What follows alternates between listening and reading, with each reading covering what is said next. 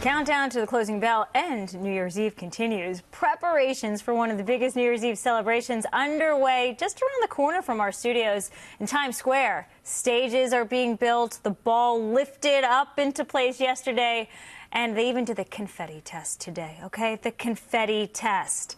The NYPD has said this year that the New Year's Eve celebrations will have the tightest security ever, following not one but two terror attacks in New York City within the last 2 months.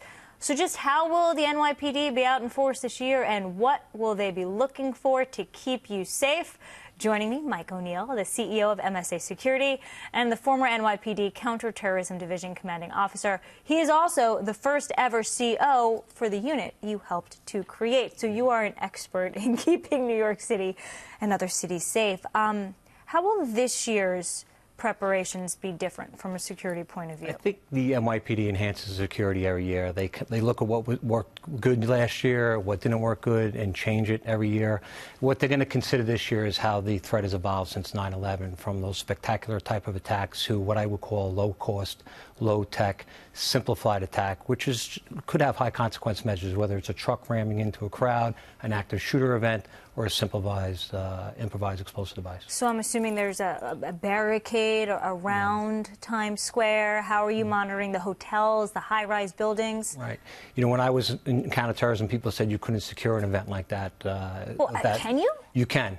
And the NYPD does a great job of it. What you'll see is they'll put a physical security perimeter in place hours before the event to kind of lock the area down. They'll start screening everything within that area, whether it's parking garages, cars, hotels, to sanitize it, make sure there's no explosives or weapons in that area, and then they'll put a procedure in place to monitor anything coming in and do ongoing monitoring of the event itself. New York Mayor Bill de Blasio says, look, there's no credible threats, but are you more concerned than normal? I mean, ISIS is always posing a new threat. We did have 2 recent terror attacks here in New York City. Are you more concerned than normal? Well, what the police department knows, it's definitely a target of opportunity. It's got massive media coverage as well.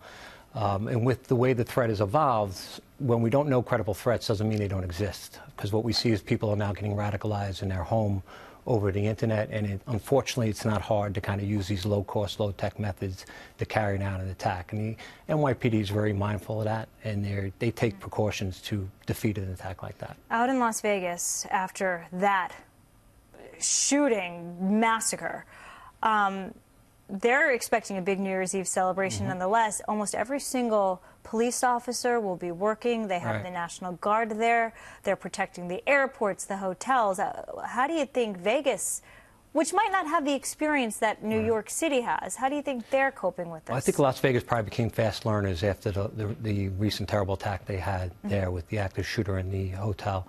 And they're probably taking things like that into consideration every time now that they plan for a special event, using counter snipers, again, creating like a physical or security measure.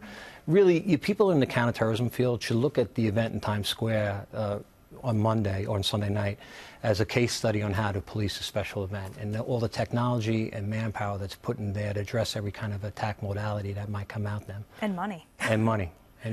Let's say you're with your family and you're not staying home. You're going to be in a public venue to celebrate 2018.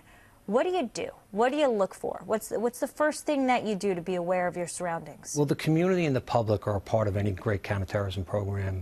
When I was with the Counterterrorism Division, we used to go out and do training with community groups, and it wasn't to scare them. I used to like to tell them that we want to empower you with information. We want you to go about your daily lives. We encourage people to go to New Year's Eve celebration and enjoy it. But have situational awareness, be mindful of your surroundings, because if you see something that doesn't look right, alert us, and that could be the difference between an attack. Say something. Exactly. If you see something, say something is a great campaign, and it does really, it's not just a marketing ploy. It really means something. And don't worry if you might be insulting somebody. Absolutely it's not. Better to be safe than sorry. Do you expect it's going to be frigid? It's one of the coldest New Year's we've ever seen. And of course, with the recent attacks, do you expect people to say, you know what, we don't want to crowd and huddle together in Times Square? We're going to not do that this year. Yeah, sometimes there's a saying that weather's sometimes a policeman's best friend from a security standpoint, but I will tell you that those pens will be full. I don't think the cold weather is going to keep people away at all. Disney did something earlier in this week. They put these, they got rid of the do not disturb signs that you put on your hotel room doors. So basically every day, hotel staff can go in and kind of see what's going on. What do you make of that move? And how do you think we're going to respond? I think that's probably a response to the Las Vegas incident. And I don't know which hotels they're doing it at, but I probably tell you that they're looking at attack geometries again. Like if there's certain rooms that are overlooking a high consequence area where there's a mass crowd of people.